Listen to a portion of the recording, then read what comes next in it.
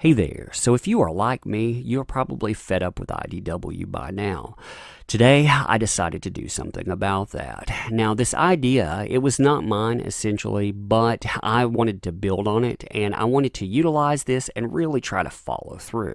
So somebody posted that Hasbro, they would be good to contact. And thinking about that, I said, yeah, that's actually a good idea.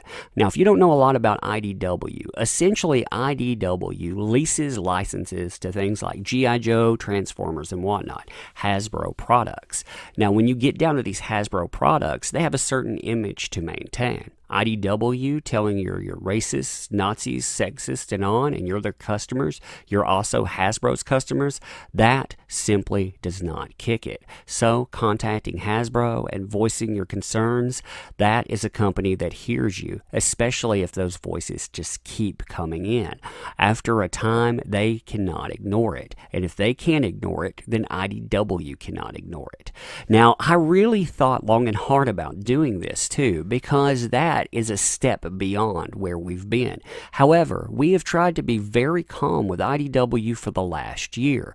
IDW has had two major incidences that I can think of in 2017, and in 2018 we already have two. We have the two Davids, the way I'm thinking of it. You have one comparing conservatives to anti-Parkland school shooting victims, essentially calling you school shooters, and then you have this guy here that decided to go off on his diversity in comics followers rant. Now that to me is enough. Now when calling around today, we first had a number that was basically a toy division complaint number, and it worked well enough. You would actually probably give a complaint. I was transferred. I managed to get myself transferred around a few times and to voice complaints within different divisions.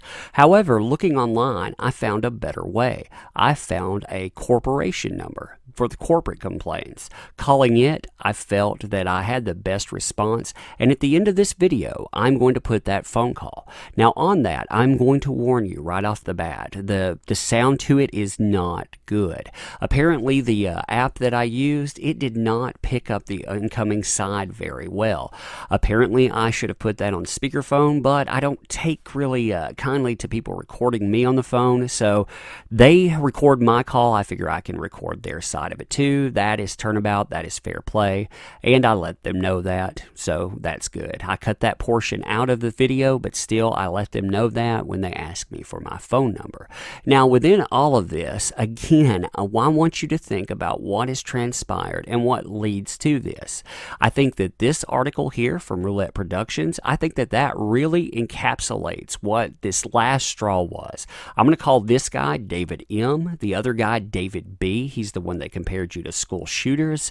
He is a different beast, but David M here, it's easier for me to say it that way. I'm going to review this article. Now in the description below as well, I'm going to put all of Roulette Productions information. I'm going to start trying to do that more often. People have been mentioning that, and I have been lacking on that. I appreciate your feedback on anything I can do. And again, I'm going to give you a 10-second countdown when the other portion is going to come up, because I do not want to deafen you. What I had to do was amplify their side. I turned up the sound 400%, so it has a lot of roar to it. Still, I don't want anyone thinking for a moment that I'm faking anything there. I try to be as transparent as possible in what I'm doing, because this stuff, it matters to me, and I'm not doing this for jollies. I'm doing this because these people will not listen to us, and we need to change something.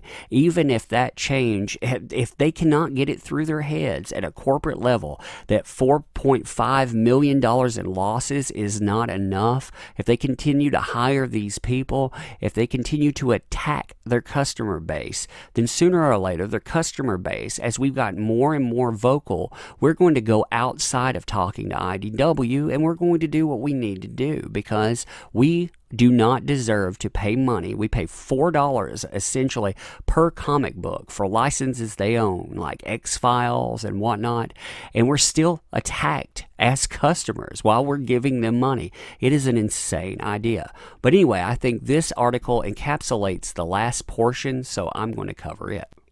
The IDW Paradox and Hasbro, posted on 2/27/2018 by James Brown. A few days ago, IDW assistant editor David M. made comments toward a section of the comic book community calling themselves Comicsgate, Move the Needle, that could be interpreted as derogatory. This has been an ongoing problem with comic sales lately, and to a point, IDW has suffered tremendously as a result of many backlashes. The company itself is noted to have suffered a 91% loss in 2017. No, actually, that's a little bit incorrect on that. I understand the idea. They suffered a 91% loss in quarter 3. They actually suffered a lot more when you look at them and you look at their numbers. They actually came in the negative versus having a positive. In 2016, they had a $3.7 million windfall. So they had that money on hand. That's a positive net gain. And then in 2017, they lost $800,000. They didn't lose that out of the 3.7. They lost that period for the whole year. So the differential between the 2 years is a negative $4.5 million. When they're going quarter to quarter, in quarter 1, they lost $1.8 million. Quarter 2, they lost $1.8 million again.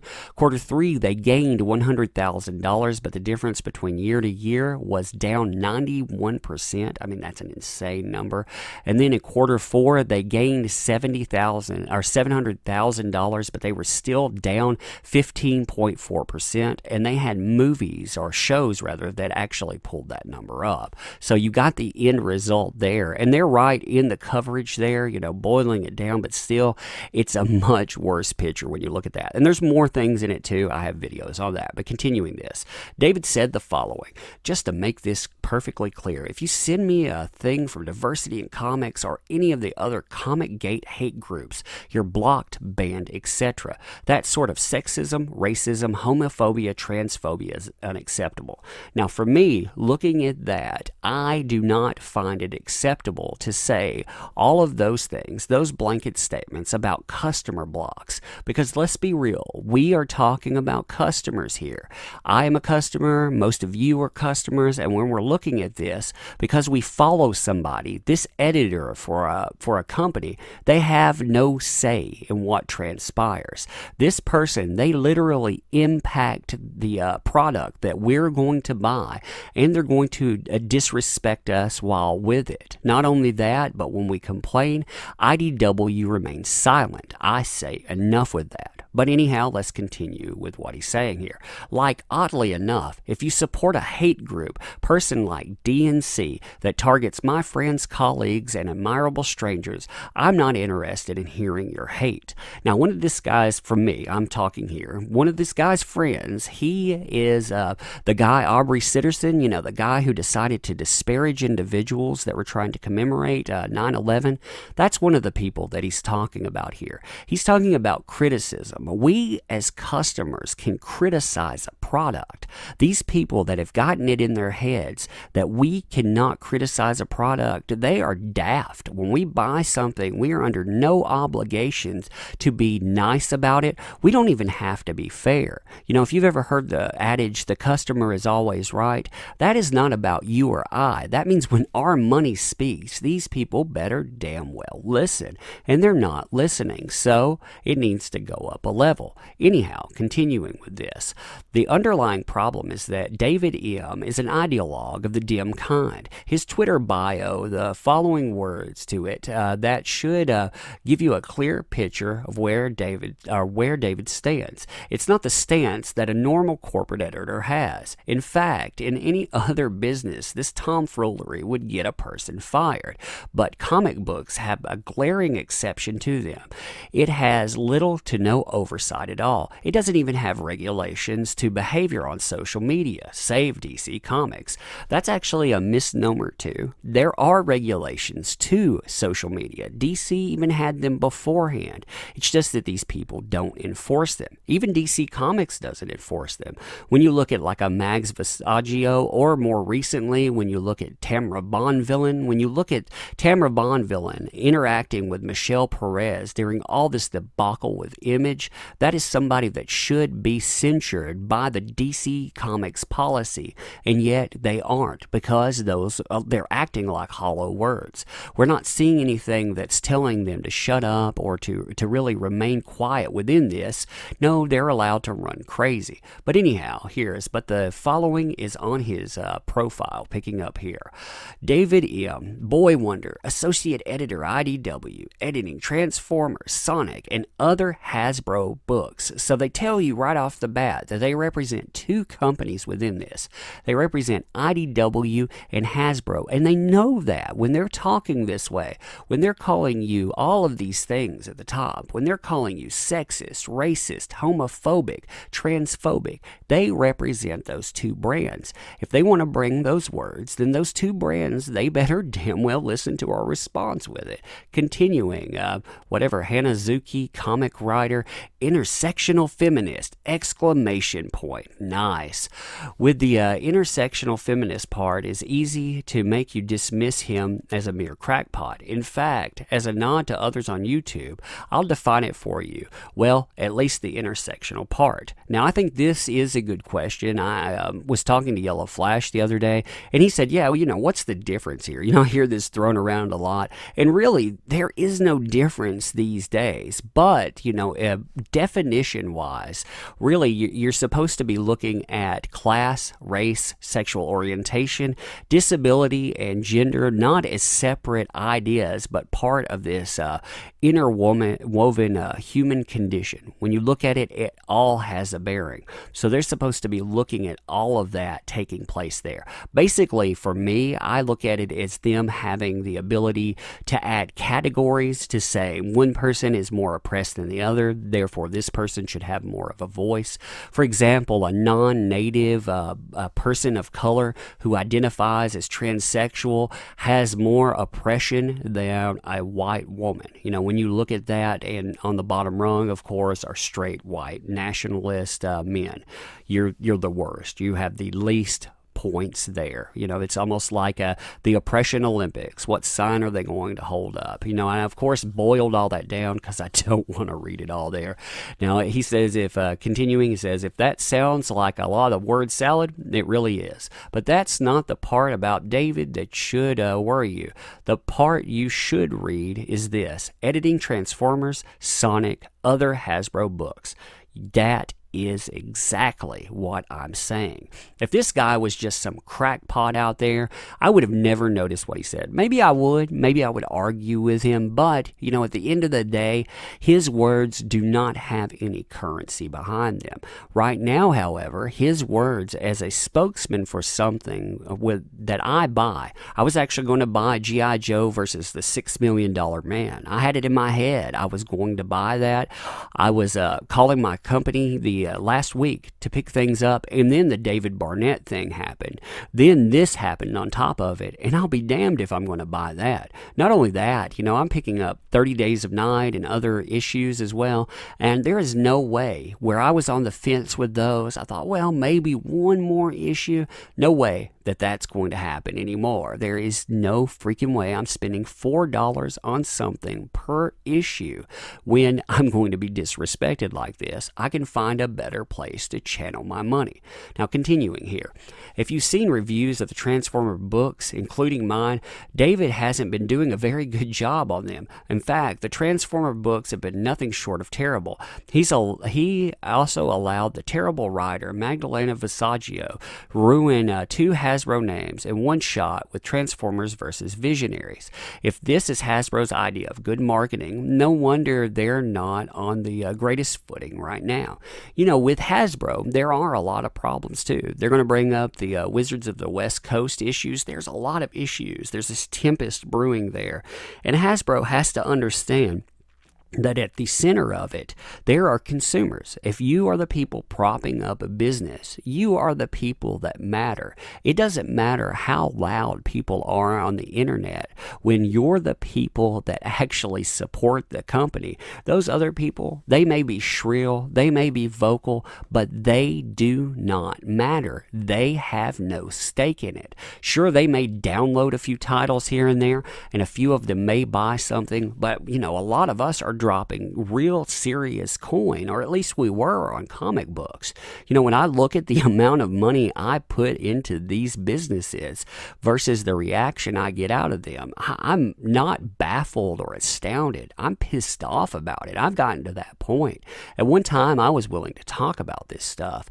I was willing to go in and see if these people could be sensical. But as the weeks wear into months, wear into years now, it's just got to give. But anyhow, I'm ranting there. Let's continue. With Wizards of the Coast attacking anyone standing with the quartering of his anti-pedophile campaign, Hasbro has a slight swelling under their eye. David M. and his grandstanding could turn that into a black eye. To have someone overseeing the editorial staff to declining quality books for a major toy company, this is unusually inexcusable in a normal company. As such, people on the Move the Needle side have found a number for you. If you want to politely, that is a key word, you want to call them and be very polite. You are calling a company that is not involved in this stuff. Even if you're talking to IDW, remember that you're talking to individuals that may not know what's happening here.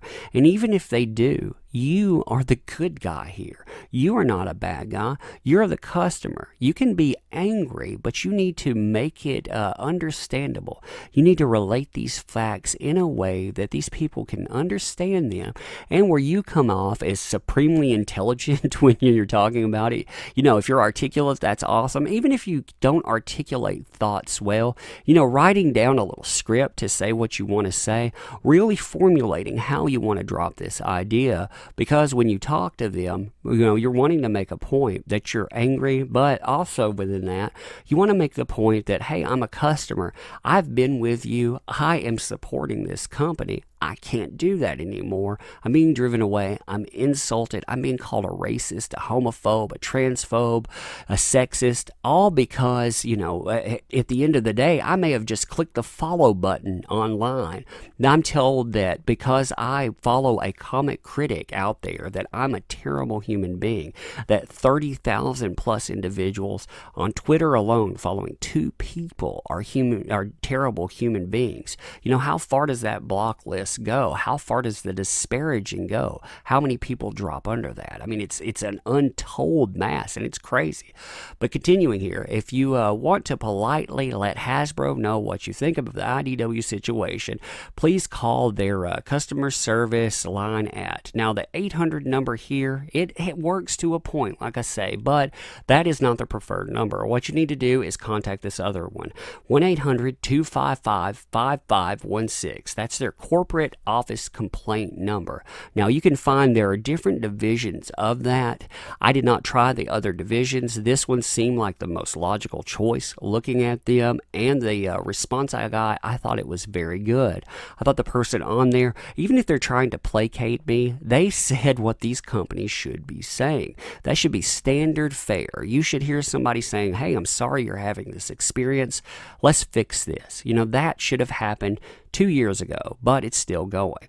Going below that, the operators deserve your respects if you do call and complain. Again, yes, they are just the person in the middle, so act accordingly.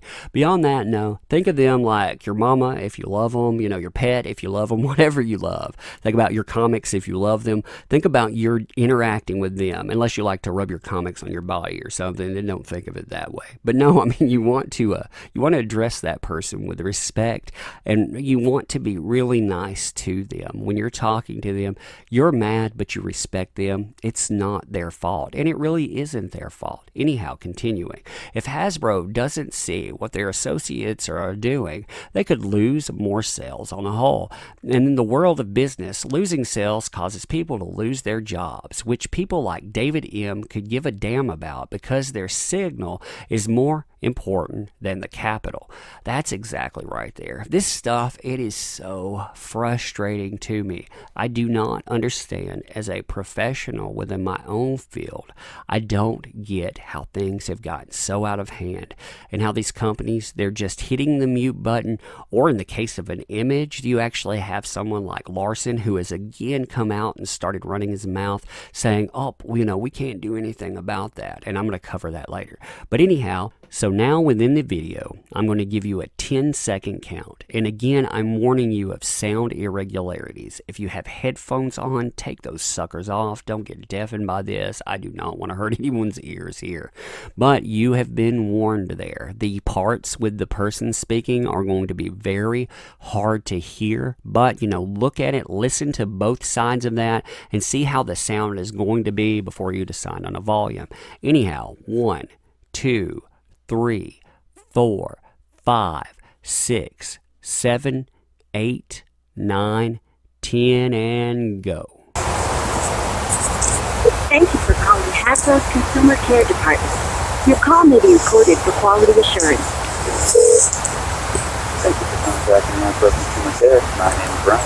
May I ask who's calling? Yes, my name is Thaddeus. Thaddeus, I can help you. Yeah, I actually have a complaint. I don't know who to call to address this. I just thought I would call this line for Hasbro. I think this is the easiest. It's actually about the marketing rights that different companies, they procure Hasbro's rights. Like this involves IDW comic books, and IDW themselves are not responsive as a company, but they are using Hasbro's license, and some stuff that's going on with regard to that Hasbro license is kind of questionable, especially as a consumer, and I wondered if I could kind of voice my complaint here, or if there's a... Yeah, of course. Well, I'll be happy to take it. Okay, yeah. Sure, that would be great. There's a lot of stuff. This pertains to social media, but still, you have especially comic book franchises. That's where a lot of people congregate. They congregate on social media. So you have specific artists under the IDW license that have taken to, basically, they say a lot of things under the Hasbro license while they're working on it. If, say you or I open up an account, we're out there saying, hey, I work on this G.I. Joe comic book. Well, then we're speaking for G.I. Joe, or we're speaking for Transformers as well. We're not being private people. We're not private individuals. Well, these individuals on a regular day, they make some awful comments regarding, race or gender or identity. And then sometimes they decide to disparage customers directly that while talking about these specific titles, they're representing Hasbro, and they, like I say, they say awful things online about customers, and they figure they can do that with impunity because IDW doesn't seem to care. So, wow, yeah, no, I'm really sorry about that. We obviously don't support anything like that. No, sure not. And that's Hasbro's been a great brand. I mean, I've got a little kid now. I played with G.I. Joe, Transformers, and whatnot, and I feel that Hasbro, if nothing else, Hasbro is definitely consumer friendly, and they would not take to their brand being utilized in that fashion. So, do you have any specific? Yeah, I could give you a few names. Now, last year, there was a thing involving G.I. Joe that kicked it off, and thought maybe after that point was made, there was a guy named Aubrey Sitterson. Aubrey Sitterson wrote G.I. Joe, and there was a thing that he said about 9/11. He said that basically people, I'm paraphrasing because I don't have the quote in front of me, but he said that basically people that commemorate 9/11, they are faking it. They do that if you weren't there in New York, you don't have any business with it. That got so much blowback that the biggest G.I. Joe fan sites, they refused to buy IDW comic books to the point that it ended up canceling 2 series. Now that was done on a G.I. Joe, a Hasbro, market there. And that person, they did that with impunity until it got to the point that consumers said, hey, I'm not going to do this. But IDW themselves, they did nothing about it. Then we have an issue with another IDW person that, when I'm saying this stuff too, I don't want to represent when I'm saying it like there's comments about conservatives there. I'm not a conservative. I don't identify myself as that, but they're part of the fandom there. If we want these products to continue, everybody should feel welcome. So this person was saying that if they had the ability to push a button and murder all GOP people, they would do that. They would feel cool, and that would be the end of it.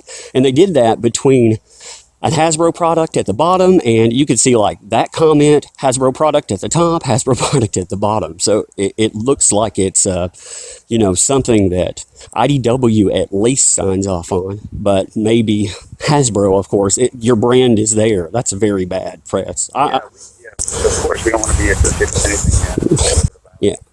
And then, I mean, we have, you know, I could give you more if you really want them, but I mean, the point in that, you would think that when stuff performs, IDW comic books is lost. They have a turnaround from year to year of a negative $4.5 million.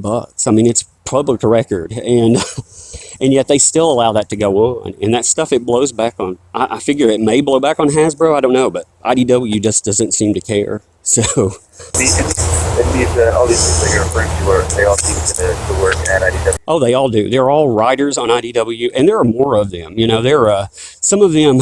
There are more. These are directly related to Hasbro brands that IDW has. But when you get into the IDW people themselves, I mean, it's almost like I'm going to call it a corporate culture. I don't know. Like, I can't imagine. I'm sure yourself, you could never imagine getting away with saying stuff like that under your work brand. I couldn't do it. No way. Yeah.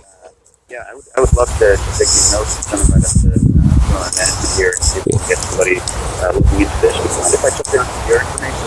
Sure. Sure. Yeah, that's your first and last name. Spelled out. Okay, it's Thaddeus, Thaddeus. Last name is Gray, Grey. And your phone number? No, it's fine. Yeah, Thaddeus, I will gladly. Okay. Okay. As you know, like any of our brands. Sure, yeah. Anybody supporting any sort of violence with our brand, background.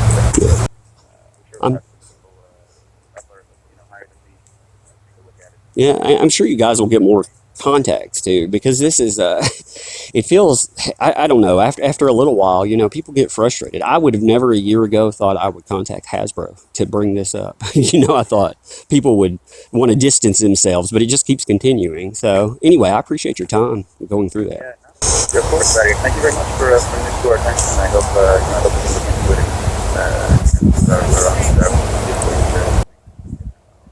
Okay, all right. Thank you very much again. Thank you. Bye. Alrighty, have a good one. You too. So yeah, this is where we are now. We're at the point where we have to either do it this way, or we can continue standard fare complaining at something that does not listen to us. We can basically scream at a wall and hope for change, or we can try to evoke change another way. Me, I'm tired of playing this game. I either want to see something give, or I'm going to give up on specific companies. And you know, that is very annoying to me. These are companies that we not only help support in good times, but I remember after the bubble crash, I remember keeping on buying despite everyone I knew bailing out because comics, they were worthless. Comics, they were dying. We saw all of these companies falling by the wayside there, selling everything they could to try to stay aloft. Me, I was still there. Many of us were there too. If you're newer here as well, you know, if you've never seen the industry like it was before, I'm sorry you haven't. Hopefully we can get it back there. But anyway, let me know what you think about this stuff. You know, hey, let me know if you think this is a bridge too far there. I think personally this is where we are, but, you know, let me know. Anyway, thanks.